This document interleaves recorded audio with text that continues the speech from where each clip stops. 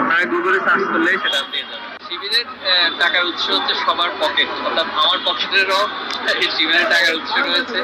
আবার আমাদের যারা সুদী শুভাঙ্গী রয়েছে, বিশেষ করে আপনারা জানেন যে 19৭ সাল থেকে প্রায় 48 বছর শিবিরের বয়সে উপনীত হয়েছে।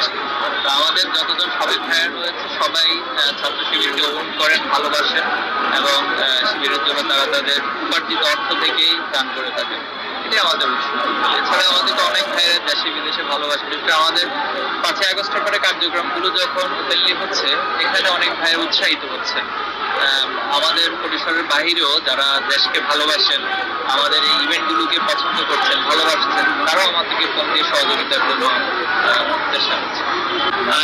রমাদানের বছরই হওয়া উচিত আমাদের রাষ্ট্রে, কিন্তু বিগত সময়ে বিভিন্ন কারণে বিভিন্ন পলিটিক্যাল বাস্তবতা আসলে করতে পারেনি। এবছর আল্লাহ তাআলা সুযোগ দিয়েছেন, এজন্য আমরা সুযোগকে কাজে লাগাচ্ছি এবং আশা করছি প্রত্যাশার চেয়ে সাড়া অনেক বেশি পাওয়া যাচ্ছে। স্তরের মানুষের মাঝে অনেক বেশি সাড়া পড়েছে।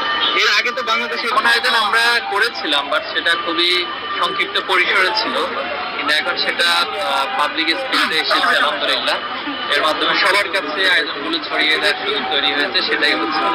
এখন রমাদান তো পুরা শুধু বাংলাদেশ না, এটা মুসলিম উম্মার একটা ঐতিহ্যের বিষয় রয়েছে।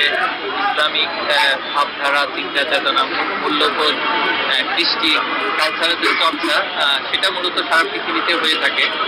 তো আলহামদুলিল্লাহ এর মধ্যে দিয়ে সারা দেশে রমাদানের একটা আবহাওয়া তৈরি হওয়া এবং আমাদের জেনারেশনের মধ্যে রমাদান রিলেটেড যে একটা আগ্রহের জায়গা তৈরি হওয়া এবং ঐতিহ্যের সাথে যে একটা শিকড়ের সম্পর্ক রয়েছে, মূলত আমরা এই মেসেজগুলো আয়োজন করতে হবে নিঃসন্দেহে। এবং আমরা যতটুকু খোঁজ খবর পেয়েছি, ঢাকার এই আয়োজনের মধ্য দিয়ে সারা দেশেও ব্যাপক সাড়া পড়েছে এবং অন্যান্য জেলাগুলোতেও অনেকে এই আয়োজনের জন্য উদ্যোগ গ্রহণ করছে, ছড়িয়ে পড়বে।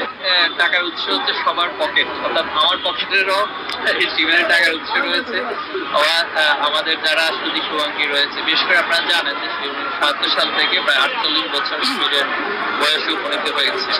তো আমাদের যতজন সাবেক ভাইয়ার রয়েছে সবাই ছাত্র শিবিরকে ওন করেন, ভালোবাসেন এবং শিবিরের জন্য তারা তাদের উপার্জিত অর্থ থেকেই দান করে থাকেন।